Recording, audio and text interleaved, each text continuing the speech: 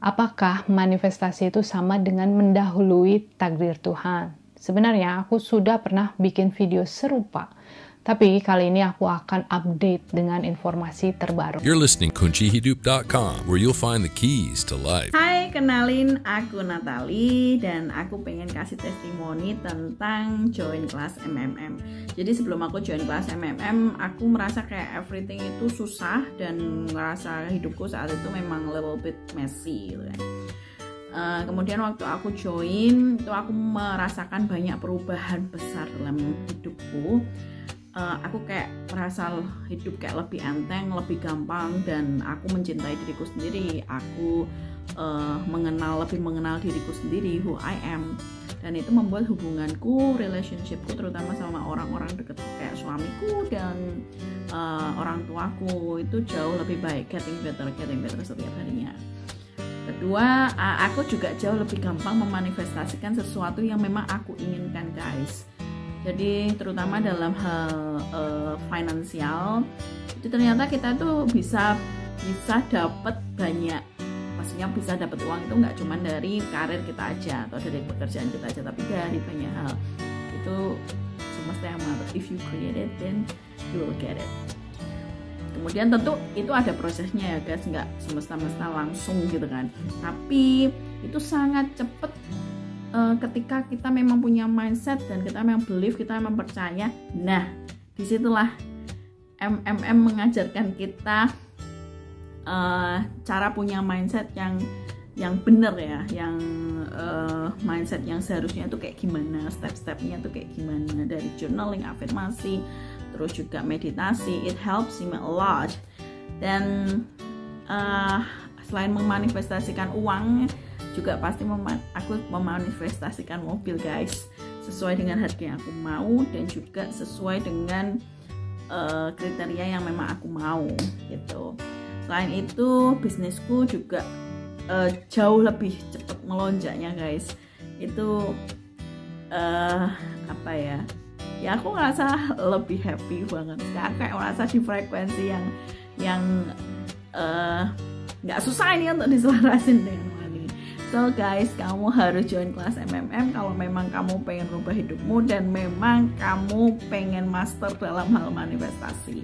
Oke, aku thank you banget sama Mbak Desi dan tim yang sudah menciptakan kelas yang luar biasa MMM.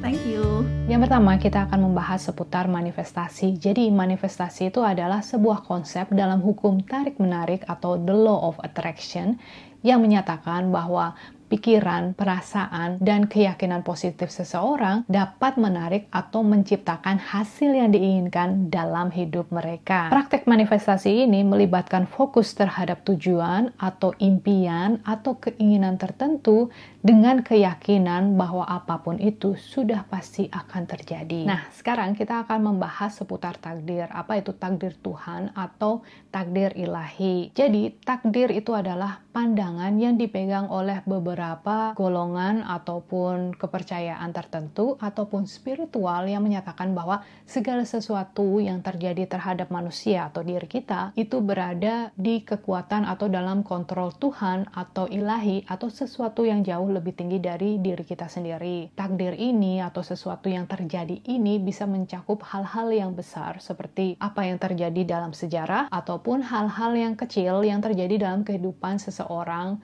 setiap individunya. Nah, dalam pandangan ini manusia adalah bagian dari rencana Tuhan yang hanya mengikuti perjalanan atau rencana yang telah ditentukan. Jadi saklek kayak gitu ya. Pokoknya kamu udah ditentukan seperti ini. Nah, sekarang perbedaan antara manifestasi sama takdir itu adalah bahwa manifestasi kita bisa menciptakan apapun yang kita inginkan dan kita memiliki kontrol atau kendali untuk hal itu terjadi. Nah, sedangkan takdir, ya sudah kamu begini, kamu sudah rencana turun ke bumi begini, ya hasilnya begini. Menurutku keduanya benar ya. Kita memiliki kekuatan untuk memanifestasikan, untuk merubah-rubah segala sesuatunya. Tapi betul kalau segala sesuatunya akan terjadi. Mungkin tidak sesuai dengan apa yang kita manifestasikan, karena di level soul kita itu sudah memiliki rencana. Misalnya, aku di level soul pengen belajar seputar forgiveness atau memaafkan atau seputar ini, seputar itu. Nah, manifestasi dari hal tersebut itu bukan hal yang manis kan. Dari mana aku bisa belajar memaafkan kalau aku tidak dikasih cobaan kan? Jadi harus ada cobaan dulu baru aku bisa, oh ternyata aku bisa memaafkan orang tersebut. Sama halnya dengan